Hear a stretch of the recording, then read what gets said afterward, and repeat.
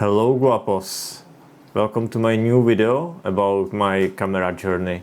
3 years ago I decided that it's time to change my trusty Nikon D750 for something newer, and I decided that I would like to get some mirrorless camera because it was becoming very modern and everyone was getting it, and I was thinking, wow, I want to try that too. And I at the time I was thinking that I would like to start with the video, so mirrorless was for me way to go because everyone was praising better autofocus performance, better videos that DSLR could offer at that time.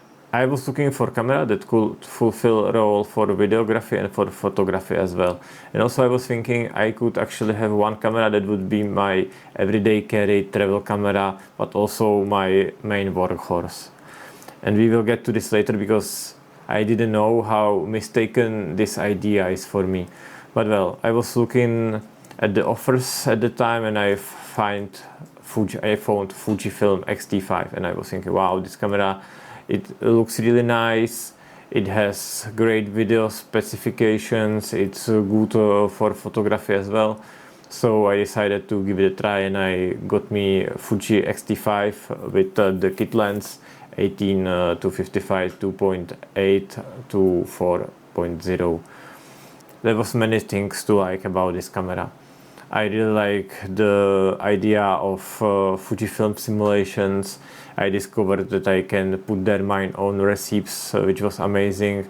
So I could have very nice pictures straight out of the camera. That was the biggest discovery because on my old Nikon this wasn't possible because the colors were very neutral. I really enjoyed the visual design of this camera, and I also like that it had enough buttons and a quick menu to access every function I needed.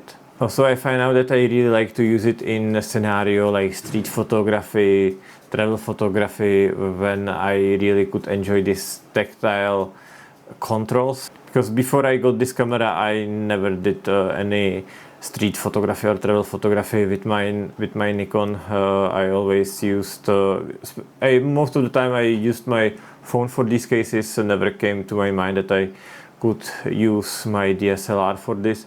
So I was very happy that Fujifilm X-T5 is such a good camera for these situations, and I really enjoyed a lot this aspect. I used my X-T5 for around 3 years. I did many amazing videos and photos with that camera, but after 3 years of usage I found several cons that made me thinking about changing this camera for something else. For me, the most important con was that after some time I found out that the autofocus is not very reliable.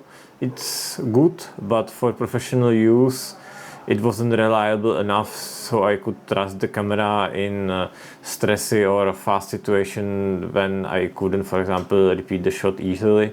There was several occasions that focus was hunting or just losing the focus out of the nowhere. Main struggle since the beginning that autofocus was not very good. I mean, it was for sure better than my D750, but I saw the reviews for Sony and for another brands, and I could notice that Fujifilm has some autofocus issues, especially in video. Other things that I find out that for professional use the body felt too small.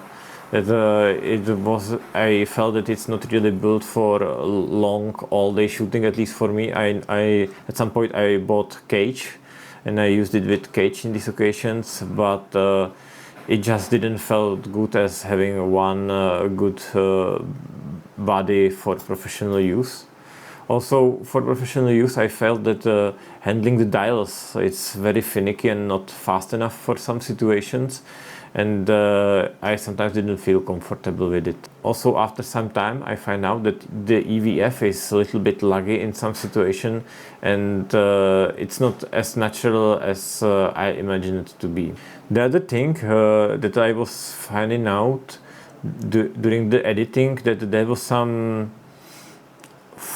Fujiness Fuji qualities bonded even to raw, especially like magenta color, magenta tint, that I had really hard time to get rid of it when I needed.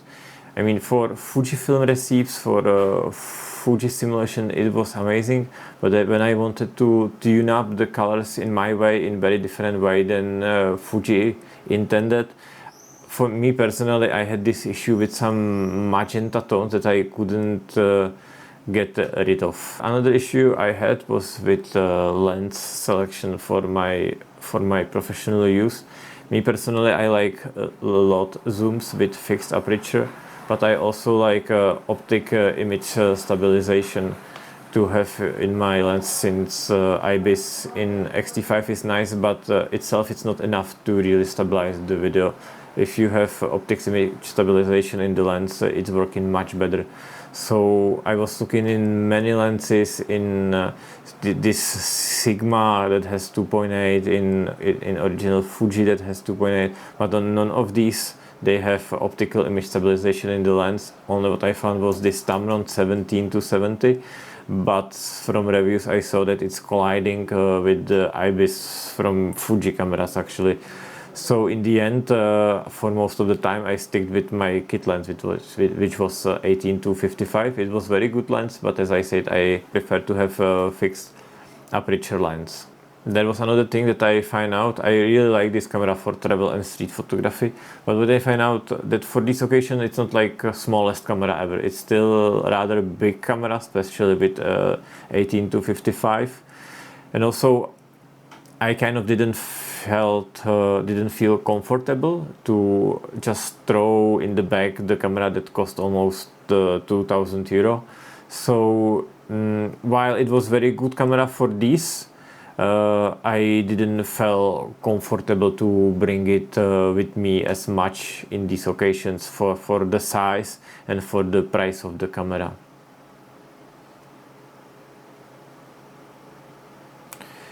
So after this, I decided to change a little bit my approach and find really workhorse again for my professional videography and photography, not to split the camera for many functions, to one camera to be everyday carry, workhorse, travel photography, street photography. I decided to dedicate my main camera just to be a work camera and anything else. After some times of searching or watching reviews, looking at Reddit forums, I decided to get this camera that I'm doing the video with. It's Lumix S5II with the lens 24-60 2.8. I decided for this camera because I kind of wanted to go back to full frame, which this Lumix is.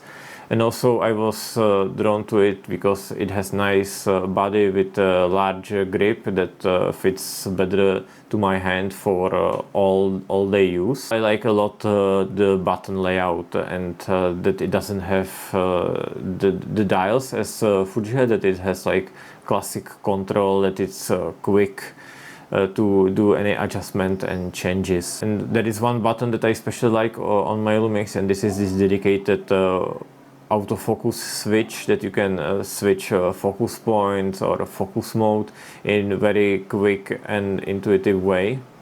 Lumix S5II solves my autofocus problem. It's very reliable, I would say. It's amazing, it works well, it's sticking to where I want to focus. Continuous autofocus is also working very well. Although it's not perfect, from what I see from the reviews, it's not reaching exactly Sony level, but I can rely on this autofocus. It never failed on me on any important situation, so for autofocus, really thumbs up, very good job. EVF in Lumix, it's much smoother. Maybe it doesn't have so much quality like in X-T5, that was amazing, but there is no lag, it's a very smooth experience. Another thing that it's a big pro from Lumix is that their RAW and log files are really neutral and natural. So for me it's really easy to get where I want to get with my color grading or color editing. Also another thing about colors in Lumix that I like is real-time LUT that allows me to use LUTs directly in the camera as for videos and as for photography, while I can still use, for example, RAW. I really like to create my own LUTs based on all the Digicam and film stocks. It allows me to experiment with different styles and colors. Also, it has a very strong IBIS, even if my lens doesn't have optical image stabilization.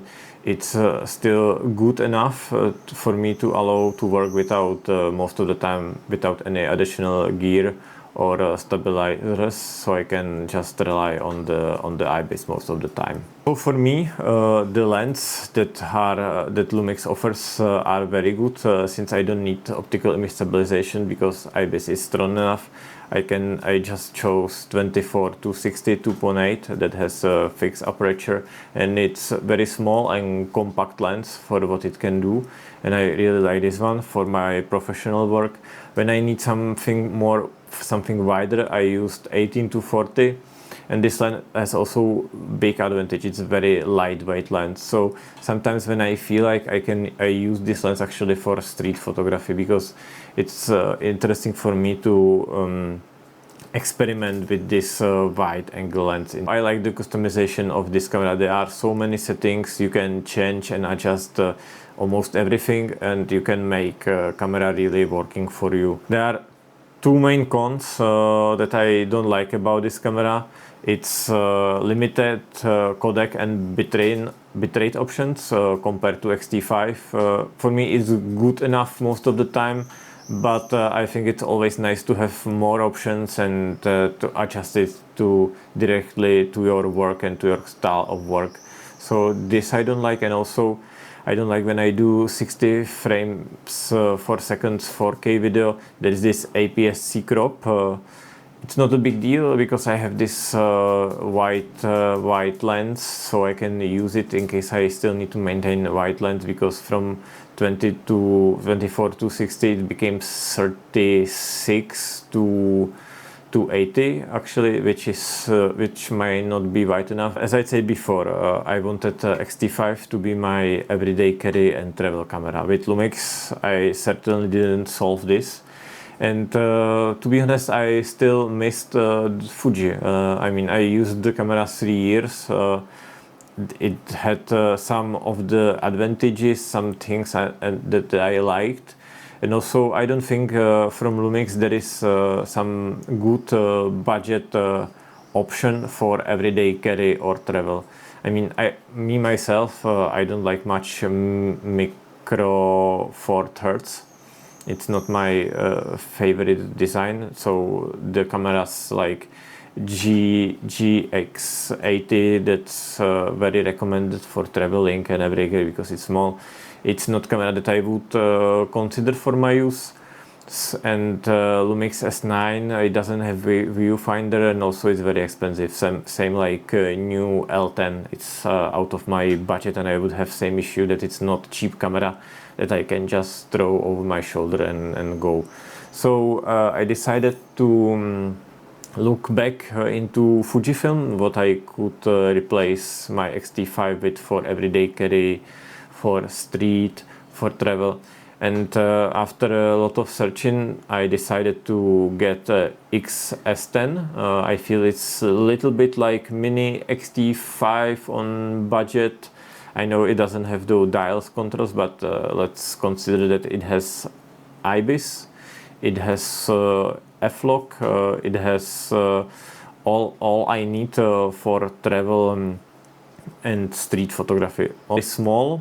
It's pocketable size. I decided to pair it in the beginning with just kit lens XC16-50, with the idea that in the future I will maybe change it for some small prime lens to keep it really small. Now I'm waiting for my XS10 to come. I bought it second hand for 530 euro, which I think is a very good price for what camera can do.